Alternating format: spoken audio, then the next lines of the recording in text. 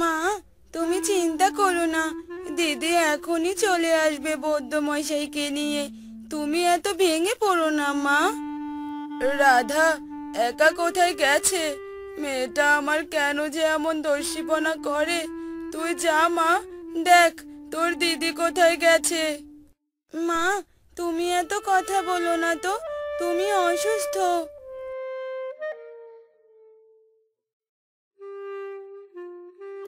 রাধা, মা তুই এসেছিস? মা দেখো, আমি বৌদ্ধ মশাইকে নিয়ে এসেছি। এবার তুমি একদম ঠিক হয়ে যাবে।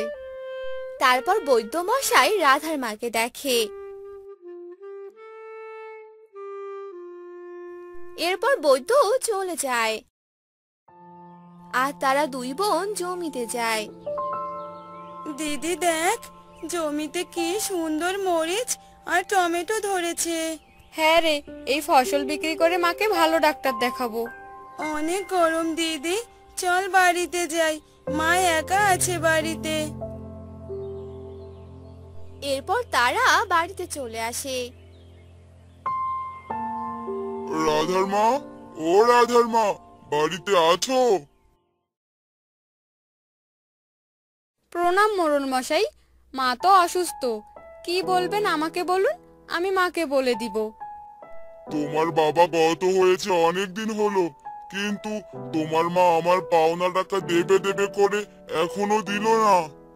মোড়ল মশাই, মায়ের তো অনেক অসুখ, আমাদের আর কিছুদিন সময় দিন, আপনার টাকা ঠিক পরিশোধ করে দিব। এরপর মোড়ল সেখান থেকে চলে যায় আর মোড়লের বাড়িতে মোড়লের পেয়াদা আসে। কর্তা বাবু, কত করে বললাম নকুলের বউয়ের থেকে জমিগুলো নিয়ে নিন।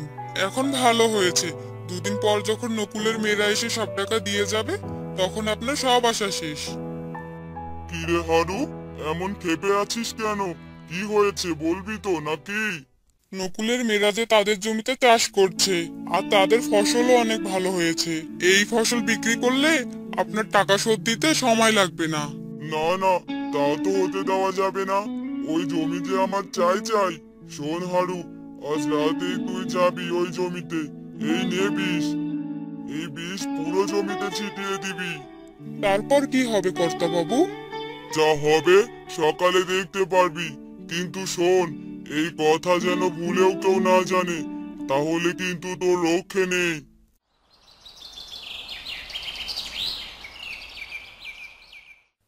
যেই বলা সেই কাজ। রাতের আধারে হারু রাধাদের জমিতে বীজ ছিটিয়ে দিয়ে আসে।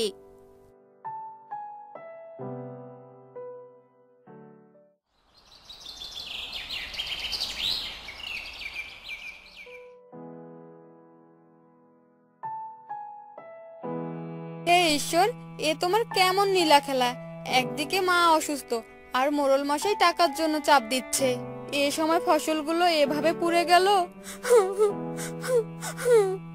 দিদি, আমরা যে একবারে নিঃস্ব হয়ে গেলাম রে। এখন কি করব আমরা?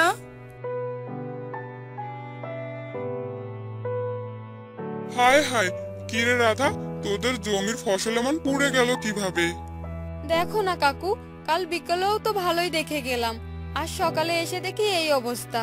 আমার তো মনে হয় আগামী 3-4 বছর এই জমিতে কোনো ফসল ফলবে না। কাকু, তুমি এসব কি বলছো? এবার কি করব আমরা? দিদি, এভাবে ভেঙে পড়িস না। তুই যদি এভাবে ভেঙে পড়িস, তাহলে মায়ের কি হবে বলতো? শোন, মাকে এসব কিছু বলবি না, মা আরো অসুস্থ হয়ে যাবে। কিন্তু কিভাবে সংসার চালাবো কিছুই তো বুঝতে পারছি না। দিদি, আমাদের বাড়িতে তো অনেক নারকেল গাছ আছে, আর আমরা তো ভালো নারকেলের নাড়ু বানাতে পারি বল। আমরা যদি নারকেল নাড়ু বানিয়ে বাজারে বিক্রি করি। বুদ্ধিটা খারাপ না, কিন্তু নাড়ু বানাতে তো আরো অনেক কিছু লাগবে, সেগুলো তো ঘরে নেই, আর কেনার মতো তো হাতে টাকাও নেই। দিদি, আমার ব্যাংকে কিছু টাকা জমানো আছে, যা মা স্কুলে খেতে দিত। চল গিয়ে দেখি ওই টাকায় কিছু কেনা যায় কিনা।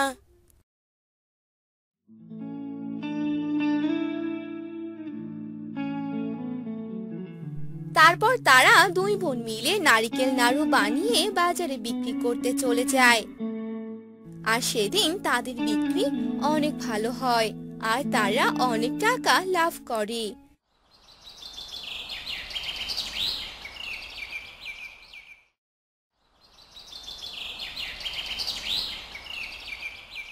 এভাবে কেটে যায় বেশ কিছুদিন। রাধার মা এখন একটু সুস্থ।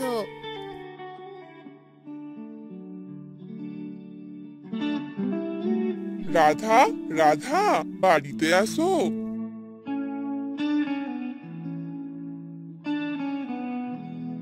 কাকু আপনি কে? আপনাকে তো ঠিক চিনতে পারলাম না। আমাকে তুমি চিনবে না? গ্রামে শুনলাম তোমাদের নারিকেল নাড়ু নাকি খেতে বেশ সুস্বাদু। আমাকে তোমরা রোজ নাড়ু দিতে পারবে? আসলে আমার নাড়ুর ব্যবসা আছে। কিন্তু কাকু আমরা তো অল্প অল্প বানিয়ে বাজারে বিক্রি করি, কিন্তু আমাদের কাছে এত নাড়ু বানানোর জন্য তো টাকা নেই। টাকা নিয়ে চিন্তা করো না, এই নাও 10,000 টাকা, পরে আরো লাগলে জানিও। এ কথা বলে লোকটি সেখান থেকে চলে যায়।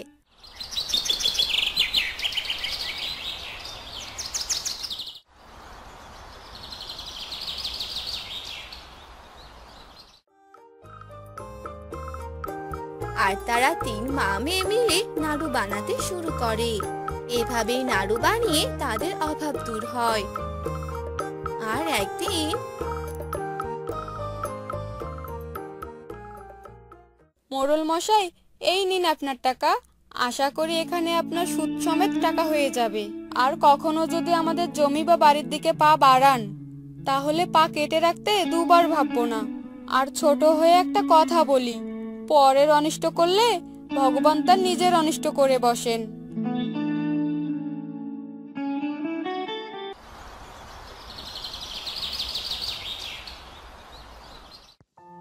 অনেকদিন আগের কথা, একটি গ্রামে সজয় নামে একটি ছেলে বাস করত। সে একটি ব্যবসা করত। সজয় তার বাবার সাথে থাকতো। সজয় প্রতিদিন সকালে তার বাবার জন্য রান্না করে কাজ করতে চলে যায়। এতে করে সজয়ের সংসার চালাতে অনেক কষ্ট হয়ে পড়ে। একদিন সজয়ের বাবা সজয়কে বলে, সজয়, তোর সাথে কিছু কথা আছে, তাড়াতাড়ি শুনে যা। হ্যাঁ বাবা, রান্না করেই যাচ্ছি, শেষ হতে আর কিছুক্ষণ সময় লাগবে। এই বলে সজয় রান্না করতে লাগলো। আর রান্না করে সজয় তার বাবার কাছে গেল আর বলল, হ্যাঁ বাবা বলো, আমায় ডাকছিলে কেন? হ্যাঁ রে বাবা, তোর রান্না হলো? হ্যাঁ বাবা, আমার রান্না, তুমি খাবার খেয়ে নিও, আমি খাবার নিয়ে যাব, তাই এখন আর কিছু খাবো না। হ্যাঁ বাবা, তুই এখন একটা বিয়ে করে নে, তোর এসব কাজ করতে অনেক কষ্ট হয়ে যায়। হ্যাঁ বাবা, সময় হলে বিয়ে করে নিব, তুমি এত ভেবো না তো, এখন আমি চলে গেলাম। তারপর সজয় তার ব্যবসার কাজে চলে গেল। এভাবেই অনেক দিন চলে গেল।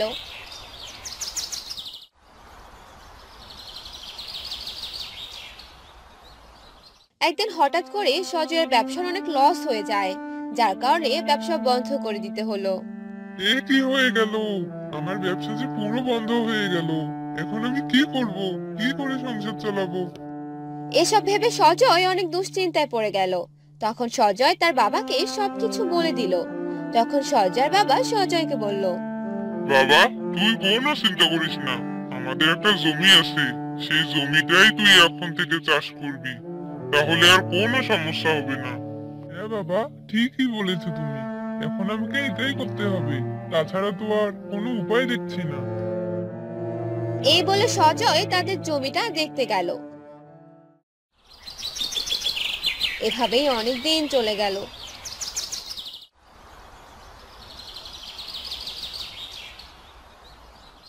সজয় নিজের জমিতে কাজ করার পাশাপাশি অন্যের জমিতেও কাজ করত। এভাবেই তাদের দিন ভালোভাবেই যেতে লাগলো। আর কয়েকদিন পরেই সজয় একটি বিয়ে করে ফেললো। সজয়ের বউ ছিল অনেক সুন্দর দেখতে, আর তার বউয়ের নাম ছিল রূপা। বৌমা, তোমার রান্নাটা হলো? তাড়াতাড়ি খাবার দাও, আমাকে যে বাজারে যেতে হবে। হ্যাঁ বাবা, নিয়ে যাচ্ছি। এই বলে সজয়ের বউ তার শ্বশুরকে খাবার দিয়ে দিল। আর সজয়ের বাবা খাবার খেয়ে বাজারে চলে গেল।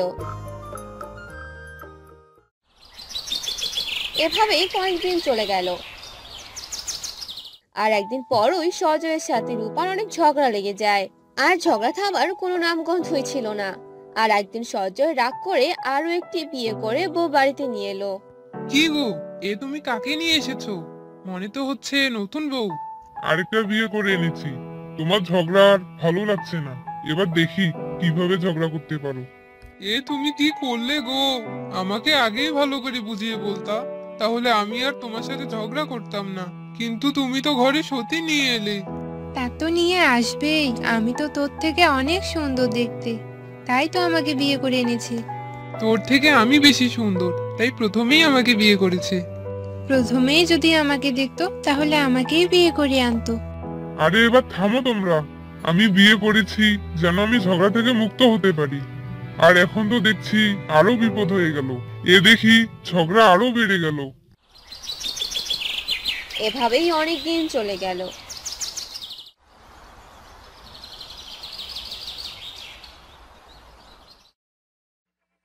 আর সজয় সকালে উঠে খাবার খেয়ে কাজ করতে চলে গেল। তখন নয়ন নামে একটি ছেলের সাথে তার দেখা হলো। তখন নয়ন বলল, কি ব্যাপার ভাই, শুনলাম তুমি নাকি দুটো বিয়ে করেছো। তোমার বউগুলো নাকি দেখতে অনেক সুন্দর। হ্যাঁ, দেখতে তো সুন্দরী, তা তুমি কি করে জানলে? আরে সবাই তো বলা বলি করছে, তাতেই শুনতে পেলাম। আরো একটা কথা শুনলাম। আবার কি শুনলি? শুনলাম তোমার দুই বোন নাকি সারাদিন ঝগড়া করে। আরে রাগ করে আরেকটা বিয়ে করে এনেছিলাম, এখন তো দেখছি আরো বড় বিপদ। সারাদিনে ঝগড়া লাগে, কি যে করি বলতো? কি নিয়ে তো ঝগড়া লাগে বলতো? আরে দুজনেই দেখতে অনেক সুন্দর, এই সৌন্দর্য নিয়েই তাদের মাঝে ঝগড়া লাগে। সুন্দরী মেয়েকে বিয়ে করে বড় বিপদে পড়লাম। তাই তো বলি, এত ঝগড়া লাগে কিসের জন্য? যাক বাবা, বাঁচা গেল। আমার বউ বেশি সুন্দর না, তাই কারোর সাথে ঝগড়াও করে না। তুমি ঠিক কাজ করেছো ভাই, আমারই হয়েছে যত জ্বালা। এখন কি করব আমি? যাই হোক, এবার আমি কাজে যাই, তুমি থাকো ভাই। এই বলে সজয় কাজ করার জন্য গেল। আর সজয়ের কাজ করতে করতে সন্ধ্যা হয়ে গেল। আর সজয় বাড়িতে চলে গেল আর দেখলো আমি কোনো কাজ করতে পারবো না, আমার কোনো কাজ নেই। আমি সারাদিন শুয়ে বসে থাকবো, আর তুই সব কাজ করবি। আর সব কাজ করানোর জন্যই তোকে বিয়ে করে এনেছি, বুঝলি? আমি তোর থেকে অনেক সুন্দর দেখতে, কাজ করলে আমার ত্বক কালো হয়ে যাবে। তুই আমার চেয়ে খারাপ দেখতে, তাই তুই সব কাজ করবি। এসব বলে তারা দুই বউ ঝগড়া করতে লাগলো। আর সজয় বাড়িতে এসে সব কিছু দেখতে পেল আর বলল, এবার কি চুপ করবে তোমরা? তোমাদের নিয়ে আর পারি না, এখন তাড়াতাড়ি রান্না করো আর খেতে দাও, কারো কোনো কথা শুনতে যাচ্ছি না। সজয়ের মুখে এসব কথা শুনে সে দুই বউ রান্না করতে শুরু করলো। এ কি, তোমরা দুজনেই রান্না করে এনেছো কেন? আমি কি দুজনেরই রান্না করা খাবার খাবো নাকি? তুমি শুধু আমার রান্না করা খাবার খাবে, আমি তোমার পছন্দ করা খাবার রান্না করেছি। না না, তুমি আমার রান্না করা খাবার খাবে, আমিও তোমার পছন্দ মতো খাবার রান্না করেছি, তুমি এগুলাই খাবে। এসব বলে তারা দুজনে ঝগড়া করতে লাগলো। তখন সজয় বলল, তোমরা কি থামবে এবার? এখন তোমাদের জ্বালায় আমি ভাতটাও খেতে পারবো না। আচ্ছা ঠিক আছে, তুমি দুজনের খাবারটাই খাও। তারপর সজয় দুজনের খাবার একটু একটু করে খেতে লাগলো। আর খাওয়ার পর সজয় ঘুমিয়ে পড়লো। পরদিন সকালবেলা আমি কাল সকালে আমার জমির জন্য অনেকগুলো বীজ নিয়ে আসবো, আর এগুলো বীজ নেওয়ার জন্য শহরে যেতে হবে, ফিরতে অনেক দেরি হয়ে যাবে। আচ্ছা ঠিক আছে, তাড়াতাড়ি চলে আসো। তারপর সজয় বাড়ি থেকে বের হয়ে গেল। আর রাস্তায় তার গ্রামের মোড়লের সাথে দেখা হয়ে গেল। আর মোড়ল সজয়কে বলল, কি ব্যাপার সজয়, তোমার বউগুলো দেখতে নাকি অনেক সুন্দর, তা তুমি একজন চাষি হয়ে এত সুন্দর বউ কোথায় পেলে? হ্যাঁ মোড়ল মশাই, আমার কপাল অনেক ভালো, আর আমিও চাই আমার মতো আপনারও হোক, আরো দুইটি বউ হোক। আর তারা দেখতে অনেক সুন্দর হোক। আরে না রে সজয়, আমার আর বউয়ের কোনো দরকার নেই, যা আছে ওটাই হয়ে যাবে। তা তুমি কোথায় যাচ্ছ এখন? আমি একটু শহরে যাব, কিছু বীজ কিনে নিয়ে আসবো। আচ্ছা ঠিক আছে, তবে যাও। এই বলে সজয় সেখান থেকে চলে গেল আর শহর থেকে বীজ নিয়ে বাড়িতে চলে এলো আর দেখলো তার দুই বউ আবার ঝগড়া করছে। এসব দেখে সজয় তার বাড়িতে ঢুকলো না আর বলল, সুন্দরী মেয়ে বিয়ে করে এখন তো আমারই বাড়িতে ঢোকা বন্ধ হয়ে গেল। আমার মতো যেন আর কারো এমন না হয়। আমার আর সুন্দরী বিয়ের দরকার নেই, আমি একাই ভালো।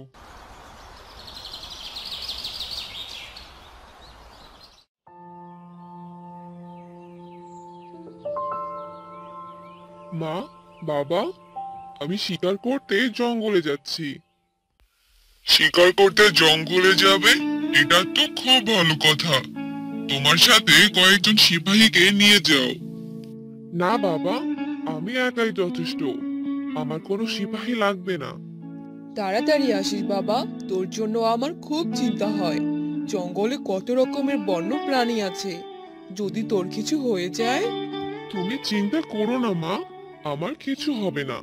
আমি খুব তাড়াতাড়ি প্রাসাদে ফিরে আসবো।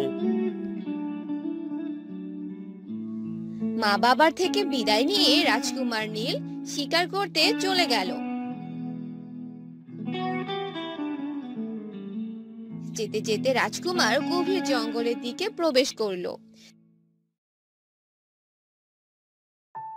সেখানে একটি মেয়েকে দেখতে পেল রাজকুমার। মেয়েটি ফুল সংগ্রহ করছিল। এই যে শুনছেন, কে আপনি? আর এই জঙ্গলে আপনি কি করছেন? আমি মায়া, এই জঙ্গলে আমি আমার মায়ের সাথে থাকি।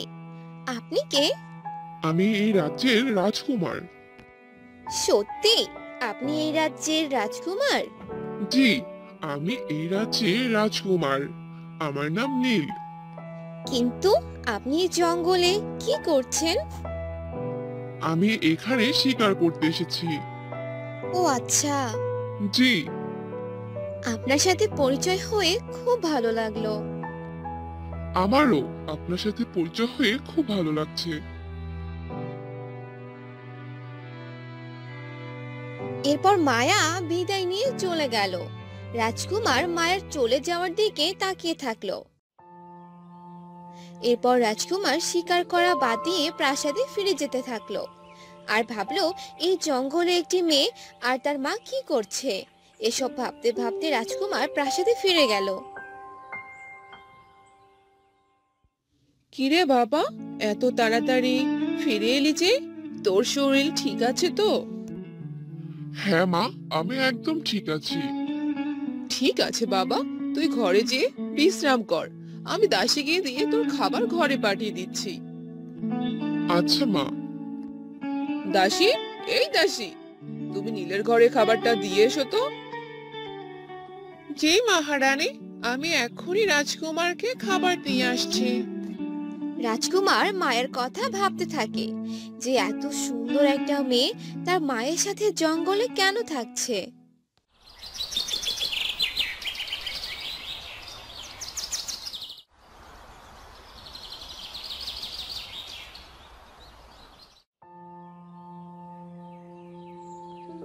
পরের দিন সকালবেলা রাজকুমার আবার সেই জঙ্গলে গেল মায়ার খোঁজে। এ কি, আপনি এসেছেন?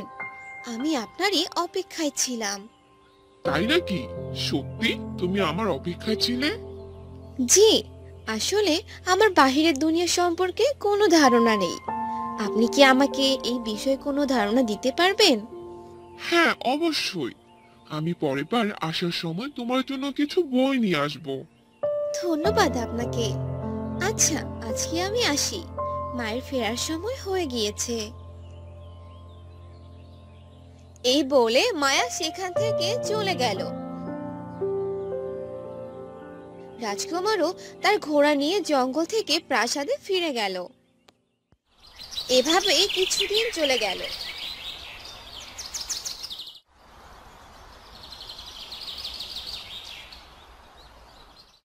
রাজকুমারের মায়াকে ভালো লাগতে শুরু করলো।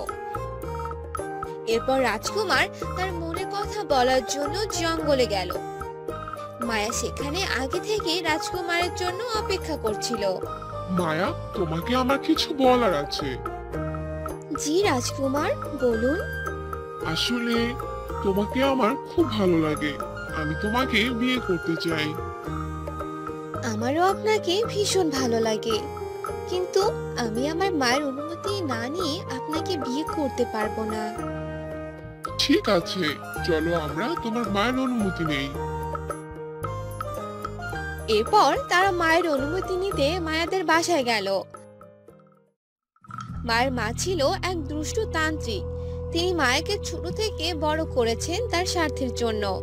তিনি মায়াকে তার নিজের শক্তির জন্য বলি দিতে চায়। মায়া ও রাজকুমার তাদের বাড়িতে পৌঁছালো। আমি এই রাজ্যের রাজকুমার, আমার মায়াকে অনেক ভালো লাগে, আমি মায়াকে বিয়ে করতে চাই। না, এ কি করে হয়? আমি মায়াকে এখন বিয়ে দিতে পারবো না। কিন্তু কেন? আমি মায়াকে বিয়ে করে অনেক সুখে রাখবো। তা না হয় বুঝলাম, কিন্তু আমার একটি শর্ত আছে। কি শর্ত? এই জঙ্গলের গহীনে একটি মায়াবী বনফুল আছে, ওই বনফুলটি এনে দিতে হবে আমাকে, তাহলে আমি মায়ের সাথে তোমার বিয়ে দিব। ঠিক আছে, আমি এনে দিব সেই মায়াবী বনফুল। এরপর রাজকুমার বেরিয়ে পড়লো সেই মায়াবী বনফুলের উদ্দেশ্যে। যেতে যেতে ভাবলো, কোথায় পাবো আমি এই মায়াবী বনফুল?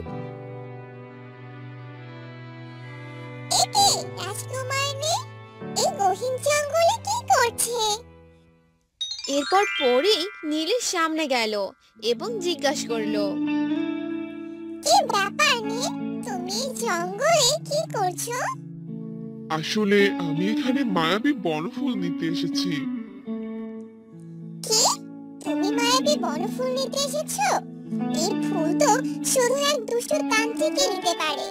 আমরা পরিরাজ্যের সব পরীরা তাকে খুঁজছি। এরপর পরি রাজকুমারকে একটি নকল বনফুল দিয়ে বলে, এটি নকল মায়াবী বনফুল। এই ফুল যখন ওই দুষ্ট তান্ত্রিক হাতে নেবে, তখন আমার জাদুই ফুল তান্ত্রিককে পেঁচিয়ে ধরবে, আর আমরা পরীরা তাকে ধরতে পারবো।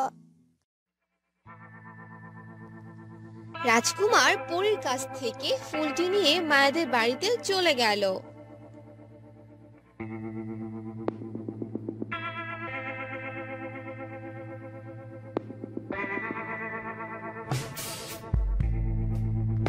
তুমি মায়াবী বনফুল নিয়ে এসেছো? জি, আমি মায়াবী বনফুল নিয়ে এসেছি, এই নিন। তান্ত্রিক ফুলটি হাতে নিতে জাদুই ফুলটি তান্ত্রিকের সারা গায়ে পেঁচিয়ে ধরলো। এ কি, তুমি আমাকে কি এনে দিয়েছো? দেখ মায়া, আমাকে মারতে চাইছে এই রাজকুমার। পরি তখন সেখানে হাজির হলো। দুষ্ট তান্ত্রিক, তুই মানুষের অনেক ক্ষতি করেছিস, তোকে আমরা অনেক খুঁজেছি। তুই তোর সাথীর জন্য মায়াকে ব্যবহার করেছিস, আজ তুই আর আমাদের হাত থেকে পালাতে পারবি না। আমাকে ক্ষমা করে দে মায়া, আমি তোর আসল মা নই। ছোট থেকে আমি তোকে বড় করেছি আমার স্বার্থের জন্য। আমি তোকে বলি দিয়ে অনেক শক্তি অর্জন করতে চেয়েছি। পরি তান্ত্রিককে নিয়ে পরি রাজ্যে চলে গেল। রাজকুমার মায়াকে নিয়ে তার প্রাসাদে ফিরে গেল, আর রানীর মায়াকে ভীষণ পছন্দ হলো। তারপর রাজকুমার আর মায়ার ধুমধাম করে বিয়ে দিল। এরপর থেকে তারা সুখে শান্তিতে বসবাস করতে লাগলো।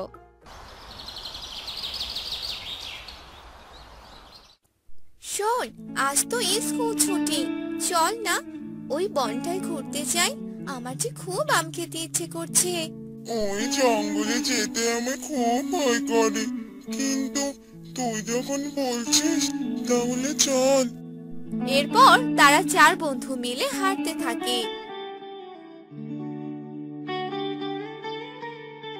আর হাঁটতে হাঁটতে কিছুক্ষণ পর জঙ্গলে এসে পৌঁছায়।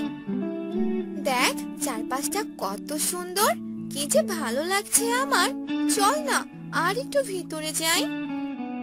এই না, এখানে একটু বসে আড্ডা দিয়ে চলে যাব। খবরদার ভিতরে যাবি না কেউ। না না না, আমি যাবই। তোরা যদি না যেতে চাস তাহলে যাস না, কিন্তু আমি যাবই। এ কথা বলেই রানী একা একা গভীরে যেতে থাকে। তারা তিন বন্ধু আর কোনো উপায় না পেয়ে রানীর পিছু পিছু হাঁটতে থাকে। মাধব, ওই দেখ, কি অদ্ভুত দেখতে একটি গাছ। মনে তো হচ্ছে আম গাছ। অবাক কাণ্ড, এই যে নীল রঙের আম গাছ। গাছের আমগুলো দেখ কেমন নীল রঙের। আমি আগেই বলেছিলাম, চল ভাই পালাই। আমার একদম ভালো লাগছে না ব্যাপারটা। এই হলো আরেক ভেতর ডিম। তোর যাওয়ার হলে তুই একাই চলে যা। এই, তোরা চল, আমরা ওই গাছ থেকে আম পেড়ে খাই। আমিও জীবনে নীল আম খাইনি, আজ খাবো। এই বাঁধন, চল আমরা গাছে উঠি। এরপর মাধব আর বাঁধন গাছের নিচে যায় আম গাছে ওঠার জন্য। তখনই গাছটি কথা বলে ওঠে। তোমরা আম খাবে? তোমরা অনেক ভালো, তোমাদের আমার খুব ভালো লেগেছে। কে কে কে কথা বলে? ওরে বাবা রে, ভূত ভূত ভূত! এ চল পালা। আমি কোনো ভূত নই, আমি হলাম এই নীলরাজ্যের আম গাছ। এই গাছ দেখি কথা বলতে পারে। এই, তোরা চল পালাই, নয়তো আজ মরণ আছে কপালে। তোমরা যেও না, আমি তোমাদের কোনো ক্ষতি করব না। তোমরা কি আমার বন্ধু হবে? দাঁড়াও, তোমাদের আম দিচ্ছি।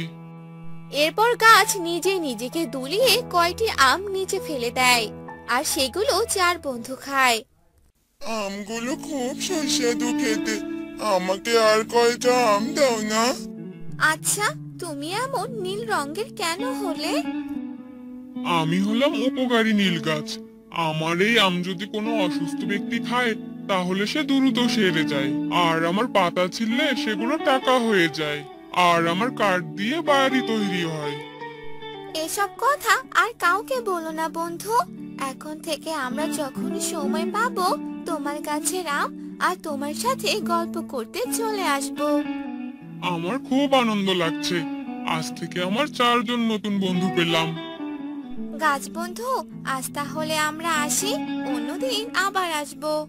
এরপর তারা চার বন্ধু মিলে যে যার বাড়িতে চলে যায়, আর এভাবেই তাদের জীবন ভালোই কাটতে থাকে।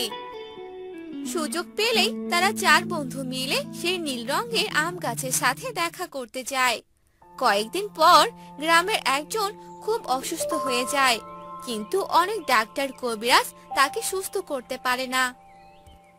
আম গাছ আমাদের একটা উপকার করবে। কি উপকার বন্ধু বলো? আমাদের গ্রামের একজন কাকিমা খুব অসুস্থ, কিছুতেই যে সুস্থ হচ্ছে না। ওহ, এই ব্যাপার। আচ্ছা দাঁড়াও, এখনই তোমাদের সমস্যা সমাধান করে দিচ্ছি। এরপর গাছ তাদের 3টি আম দেয়। এই 3টি আম নিয়ে যাও, আর এই 3টি আম 3 দিন সকালে খাবে, দেখবে তোমার কাকিমা সুস্থ হয়ে যাবে। এরপর তারা চার বন্ধু মিলে আম নিয়ে আসে, আর অসুস্থ কাকিমাকে 3 দিন খেতে দেয়। আর 3 দিন খেয়ে কাকিমা একদম সুস্থ হয়ে যায়। আর একথা গ্রামে জানাজানি হয়ে যায়, আর সবাই নানা অজুহাতে নীল আম গাছ থেকে আম পেড়ে আনতে থাকে। মানুষগুলো বড্ড লোভী, এরা যদি অকারণে এভাবে আমার আম গাছ থেকে আম পেড়ে শেষ করে তাহলে তো তাদেরই বিপদ। আমার গাছে 10 বছর পর একবার ফল ধরে, আর আমার বন্ধুগুলো আর আসে না।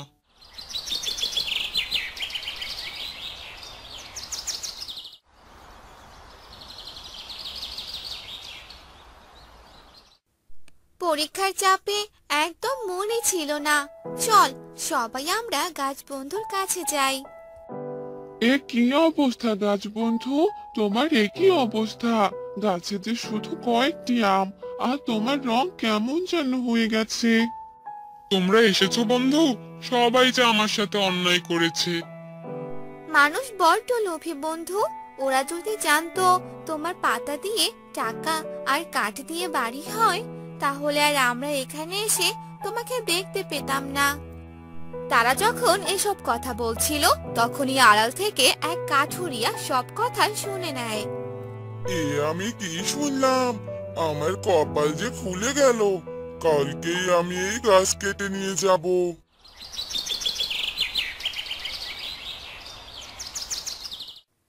রাতের বেলা তারা চার বন্ধু একই স্বপ্ন দেখে আর তারা সকালেই এক হয় আর তাদের স্বপ্নের কথা বলে।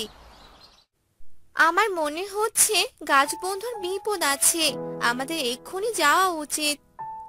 আজ আমি তোকে কেটে নিয়ে যাব।